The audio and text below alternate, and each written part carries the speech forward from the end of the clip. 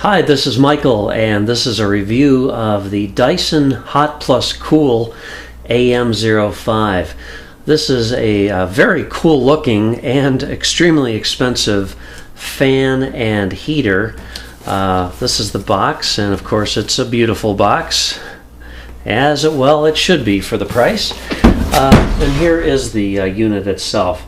Now this unit does have a remote control, and the remote control has the power switch. This is the button that controls the oscillation back and forth. This is the heating and cooling, and this is the air velocity button over here. It does have a magnet on it, so it attaches to the top of the unit, and this will stay where it is. It doesn't matter if it's forward, backwards, sideways. It's firmly held on there by the magnet. This has a 6-foot cord on it, and it has a very good strain relief. It's a polarized plug, so I'm going to plug this in. Also, when you get the unit out of the box, you will have to attach the base. That's very easy to do. There's a number 1 with a black triangle on the unit itself, and then the base has a corresponding number 1, so you just line them up and then give this a little turn. And I'm doing this with one hand, so it's looking more difficult than it really is. But there, I've just rotated it to where the 2 is, and there you go. Now this has a adjustment to tilt, so it can tilt forward and backward. And then the air is actually, there's a fan down in the base unit. These are all air intake holes here around the whole base, and the air is channeled up through this and then ejected through this back slot. Now when it's cool, it's fine, but when you have this in the heat mode, this can get extremely hot to the touch back here. So although there's no grill to worry about and there's no fan blades, if you have young children and they touch this, they could burn themselves. It does get that hot. So you have to be very careful if this is going to be around children. So the unit turns on with the power button either on the base unit here itself or using the remote control. When it's in the heating mode, there's a indication down here at the bottom that it's a LED shining through the white plastic, so it only shows up when the unit's on, and that's kind of cool. It's a very subdued light too, so it's not going to bother you in a darkened room probably.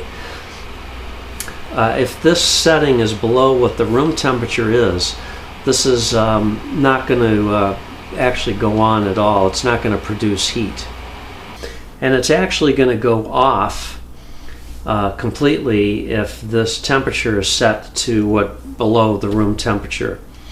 In order to get this to operate simply as a fan, you have to reduce the temperature to 32. You have to take it down to the absolute base level. And right now the fan is operating at the lowest setting. It's not too loud at that setting, but when I turn this up to 10, which is the fastest velocity, that's actually pretty noisy. And when you turn on the oscillation, it's going to start oscillating back and forth. One thing I did notice with the fan though is when it's oscillating, it can wobble, especially when it's in the back position.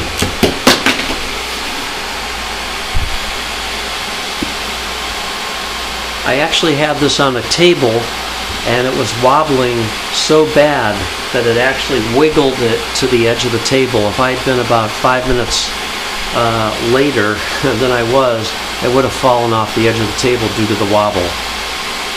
See it wobbling? I don't know, that's pretty bad engineering if you ask me. It does not wobble when it's in the forward position, or minimally so. But the wobble is mostly, it does still wobble, but not nearly as violently. See, it's still wobbling though. So when it's straight up and down, it doesn't wobble at all. I'll reduce this down to 1 again. Now the fan does have an auto shut off, so if it's tipped over, it does shut off, and that happens whether it's in the fan mode or the heat mode. So it's elegantly designed. It's extremely expensive. I don't feel the airflow out of this is, it's not fantastic. It's not like the best fan you've ever had in your life.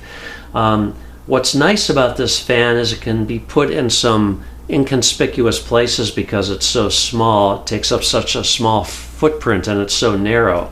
So in that regard, it could be a good choice in certain situations. But if you're just a normal person looking to cool a normal room and you want to spend $400, well, here you go. Otherwise, you could use a floor fan like I've got, that I got at probably Walmart for $30, and it blows more air at a much less cost. This does work nicely as a heater. It comes with a 2-year parts and labor warranty, so it's a good warranty. And for $400, it should have a good warranty. If you have any questions about the Dyson Hot Cool, leave me a comment. I'll answer it if I can. Thanks for watching. Have a great day.